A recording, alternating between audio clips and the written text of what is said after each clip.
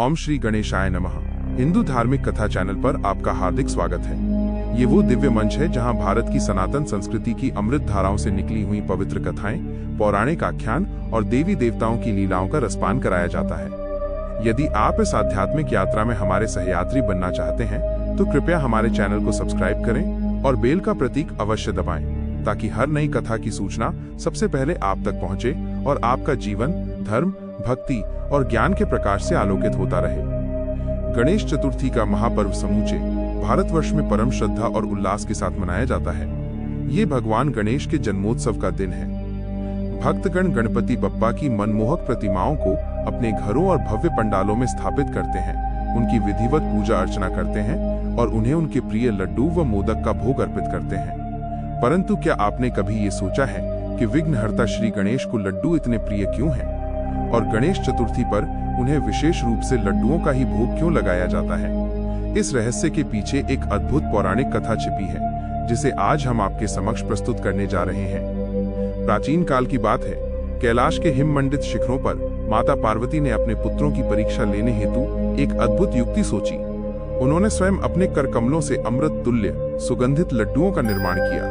उन लड्डुओं की दिव्य सुगंध जब कैलाश के प्रांगण में फैली तो वहां उपस्थित भगवान गणेश, कार्तिकेय और महादेव के प्रिय नंदी सभी के मन में उन्हें चखने की तीव्र इच्छा जागृत हो उठी। उनकी मनस्थिति को भांपकर माता पार्वती मुस्कुराईं और बोली, आज मैं तुम सबकी एक परीक्षा लूंगी। इन लड्डुओं में से जो कोई सर्वाधिक लड्डू ग्रहण करेगा वही इस प्रतियोगिता का विजेता कहलाएगा और मेरी दृष्टि में सर्वश्रेष्ठ बल और बुद्धि का स्वामी माना जाएगा।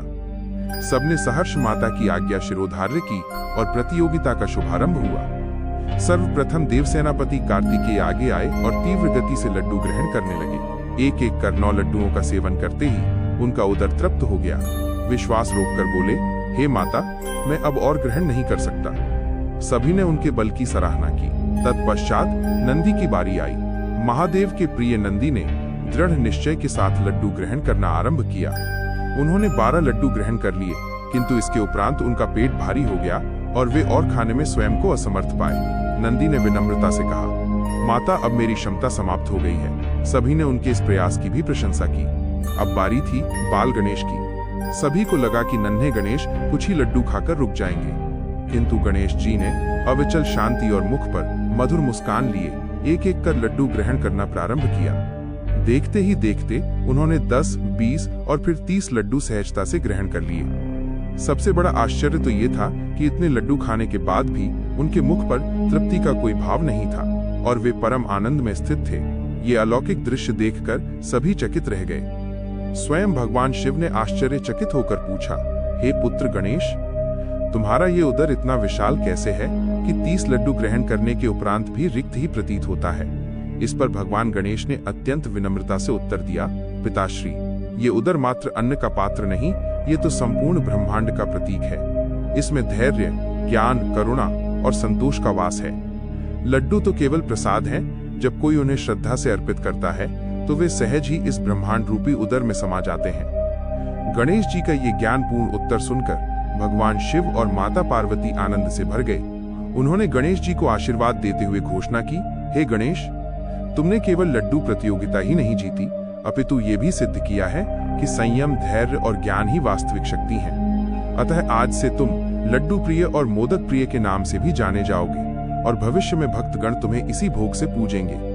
तभी से गणेश चतुर्थी के पर्व पर भगवान गणेश को विशेष रूप से लड्डू और मोदक का भोग अर्पित करने की परंपरा स्थापित हुई। इस पवित्र कथा से हमें ये शिक्षा मिलती है कि जीवन में विजय केवल शारीरिक बल से नहीं, बल्कि धैर्य, ज्ञान और करुणा जैसे गुणों से प्राप्त होती है। श्री गणेश का विशाल उदर हमें सिखाता है कि हमें जीवन के हर सुख दुख को संभाव और धैर्य के साथ स्वीकार करना चाहिए। यदि आपको ये दिव्य कथा पसंद आई हो तो इस वीडियो को लाइक करें, अपने स्वजनों के साथ साझा करें और हमारे चैनल हिंदू धार्मिक कथा को सब्सक्राइब करना न भूलें। आपका प्रत्येक सब्सक्रिप्शन हमें ऐसी ही पवित्र और प्रेरणादायक कथाएं आप तक पहुंचाने का बल प्रदान करता है। जय श्री